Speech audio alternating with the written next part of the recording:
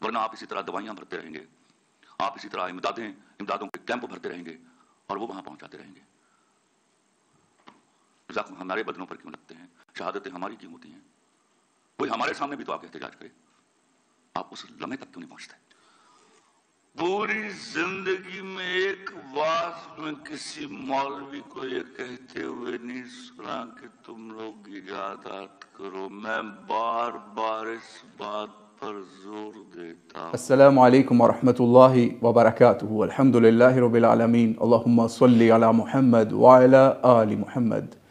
एक वीडियो का कुछ हिस्सा आप शुरू में मुलाहिज़ा कर चुके। दरअसल आज हम इसी वीडियो के हवाले से आपसे बात करने जा रहे हैं, इस पर रिव्यू देने जा रहे हैं। खलीलुर रहमान कमर साहब की ये वीडियो तकरीबन 9 मिनट और 40 सेकंड की वीडियो ये कुछ जगहों पे शेयर हुई जब हमने ये वीडियो सुनी, और ये फ़लस्तीन और इसराइल के हवाले से वीडियो थी। इनका लाहौर रंग चैनल के ऊपर ये बयान अपलोड भी हुआ, और इसके अंदर इन्होंने क्या क्या बातें की उसका कुछ हिस्सा तो आप स्टार्ट में मुलाहिज़ा कर चुके, जिसके ऊपर आज हम बात भी करेंगे आगे चल के। शुरू में इन्होंने अपनी स्पीच के अंदर इसराइल को बुरा भला भी कहा, और इसी तरीके से जो निगरान वज़ीर आज़म है उसके हवाले से भी उनकी भी कुछ हकीकत बयान की। फिर इसी तरीके से कौमों की गैरत के हवाले से भी बात की, और इसराइल के जराइम के हवाले से या उसका गुंडापन के हवाले से, मुसलमानों की बेहिसी और उनकी गैरत के हवाले से भी बात किया, और अमेरिका की गैरत के हवाले से भी बात की। ये जब चीज़ें चल रही थी तो ये समझ लीजिए तकरीबन 4 मिनट 30 सेकंड के ऊपर इन्होंने इजादात का रोना शुरू कर दिया कि इजादात जो है ना वो बहुत ज़रूरी हैं। भिखारी कौमें जो हैं वो सिर्फ भीख मांग सकती हैं, उनके हवाले से अगर वो इजादात नहीं करेंगी, IMF और इस तरह की चीज़ों से जान नहीं छुड़वाएंगी तो भीख ही मांग सकती हैं, प्रोटेस्ट कर सकती हैं। तो इसी तरह करते करते ये आखिर में क्लाइमैक्स के ऊपर यानी क्लोजिंग रिमार्क्स के ऊपर 8 मिनट 20 सेकंड के ऊपर इन्होंने कहा कि पूरी ज़िंदगी इन्होंने एक मौलवी नहीं ऐसा सुना कि जिसने कहा हो आपको कि इजादात करो, यानी सारा मुकदमा कायम करके सारा मलबा मौलवी के ऊपर गिरा दिया। यानी ये ऐसे ही है कि आज हम खलीलुर रहमान कमर के हवाले से कहें कि हमने कभी इसके पूरी ज़िंदगी में एक ड्रामा ऐसा नहीं देखा जिसमें इसने इजादात का रोना रोया हो, बल्कि इनके क्या थे ड्रामे, कहीं लंडा बाज़ार है, कहीं पे मेरे पास तुम हो, और दीगर फाहिशा औरतों के हवाले से ड्रामे और बाज़ारी औरतों के हवाले से ड्रामे बनाते रहे, जिनके नाम भी अभी हम नहीं ले रहे कि उनकी कहीं मज़ीद पब्लिसिटी ना हो जाए। तो बहरहाल ये इनकी हकीकत थी, और ख़ुद इल्ज़ामात लगा रहे हैं मौलवी के ऊपर। होना ये चाहिए कि जिसका जो शोबा है आप उसका इल्ज़ाम उसके ऊपर धरें। हम भी आपको नहीं कहते कि आपको इजादात के ऊपर ड्रामे बनाने चाहिए थे, ठीक है, क्योंकि आपने तो वो काम करना नहीं है, क्योंकि लोग वो चाहते नहीं हैं, और आप तो लोगों की नफ्सियात के हवाले से ड्रामे बनाने की कोशिश करते हैं, या नाचने गाने और इस तरह की चीज़ें और इश्क मशूकी इस पे बनाते हैं अपने ड्रामे। तो हम नहीं आपको कह रहे कि इजादात पे ड्रामे बनाएं। होना ये चाहिए कि आपको रोना चाहिए था कि आप यूनिवर्सिटीज़, कॉलेजेस, स्कूल्स जहाँ तक आपको रसाई है और वहाँ पे आपको बुलाया भी जाता है, ये रोना वहाँ पे जाके रोइए कि जहाँ पे साइंस पढ़ाई जाती है, जहाँ पे फिज़िक्स, केमिस्ट्री, बायो, मैथमेटिक्स पढ़ाया जाता है, वहाँ पे जाके ये रोना रोइए और बताइए उनको कि क्यों आपके माँ बाप, क्यों आपके असातिज़ा आपको साइंसदान नहीं बनने देते, क्यों आपके माँ बाप असातिज़ा आपको इनोवेशन की तरफ नहीं जाने देते, क्यों यूनिवर्सिटीज़ का करिकुलम या सिलेबस ऐसा होता है कि अगर आप ऐसा इनोवेटिव प्रोजेक्ट किसी प्रोफेसर के सामने भी ले जाएं जो ख़ुद छापे मार मार के पास हो के यहाँ प्रोफेसरी के ऊपर लगा होता है, वो उस इनोवेटिव प्रोजेक्ट को देख के सबसे पहले कहता है इतना पैसा कहाँ से आएगा आपके पास, कौन फाइनेंस करेगा, प्रोजेक्ट फेल। फिर उसके बाद क्या पहले कभी किसी ने ऐसा काम किया है?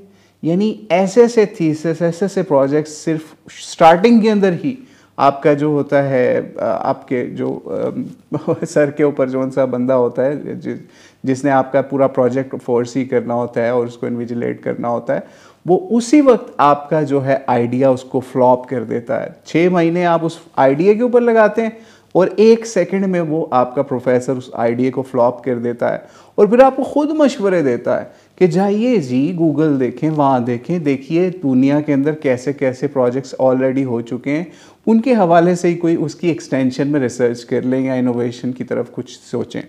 तो यानी ये खुद आपके दिमागों को यूनिवर्सिटीज़, कॉलेजेस, स्कूल्स डंप करते हैं, गूगलाइजेशन कर देते हैं आपके दिमागों की, और कॉपी पेस्ट प्लेजरिज्म के ऊपर आपको लगा देते हैं, और आप जैसे एंकर मलबा सारा मौलवी पे गिरा देते हैं। मौलवी की आप कितनी बातें पहले सुनते हैं।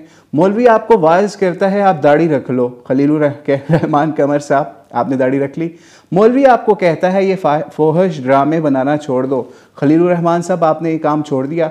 खलीलुर रहमान साहब मौलवी आपको कहता है कि लंडा बाज़ार ड्रामे के नाम पे जो फहाशी का बाज़ार आपने गर्म किया था, या मेरे पास तुम हो ड्रामे के नाम पे फहाशी का बाज़ार गर्म किया था, वो बंद कर दो। क्या आप उस वाइज की, उस मौलवी की बात मानते हैं? नहीं मानते। तो मौलवी अगर आपको इजादात का दर्स दे तो क्या आप वो मान लोगे?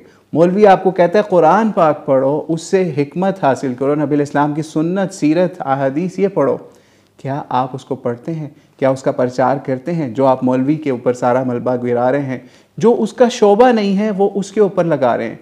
ये ऐसे ही है कि आज हम इजादात ना होने का रोना जो है वो आपके ऊपर फिट करके कहें कि ये हमारे आजकल के दानिश्वर ऐसे ऐसे हैं जो घटिया किस्म के ड्रामे बना रहे हैं, उनकी वजह से इजादात नहीं हो रही। हम ऐसा नहीं कर सकते, क्योंकि ये शोबा था असल में स्कूल, कॉलेजेस और यूनिवर्सिटीज़ का, और जो लिबरल स्कूल, कॉलेजेस और यूनिवर्सिटीज़, आप उसका रोना नहीं रो सकते।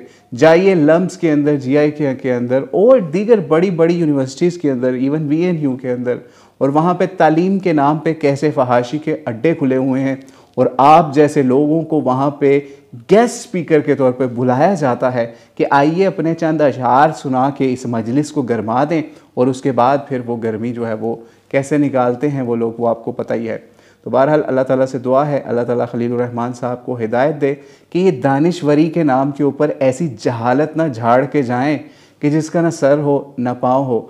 हमने कोई एक वाक़या ऐसा बता दें कि किसी जगह प्रोटेस्ट हुआ, मौलवी ने प्रोटेस्ट किया हो कि पाकिस्तानी जो हैं चाँद पे जाने लगे हैं, उन्होंने कोई इनोवेशन करने लगे हैं, कोई मिसाइल बनाने लगे हैं, कोई एटम बम बनाने लगे हैं, कोई जो है असला या आयरन डोम, कोई चीज़ ऐसी बड़ी बनाने लगे हैं, तो मौलवियों ने प्रोटेस्ट कर दिया, ना ये ईजाद ना करना। ऐसा कोई वाक़या नहीं हुआ। या वो परवेज़ हूद भाई साहब को ही देख लें, यानी वो अब बूढ़े होकर रिटायर हो चुके हैं, अब भी मौलवी कर रहे हैं, और यूनिवर्सिटियों के अंदर उसको किस मौलवी ने रोका? किसी इनोवेशन से, किसी इजादात से या किसी डेवलपमेंट से? किसी ने नहीं रोका। बहरहाल इन लोगों का मसला यही है, ये जब फेल होते हैं तो ये समझते हैं कि हमें किसी और के ऊपर इल्ज़ाम लगाना है, तो मौलवी बहुत सॉफ्ट टारगेट है, उस पर इल्ज़ाम लगा के चर्स पी के, दुनिया पी के सो जाइए। यही आजकल के दानिश्वरों की तालीम है। वल्लाहु आलम बिस्सवाब। अस्सलामु अलैकुम वरहमतुल्लाहि वबरकातुहू।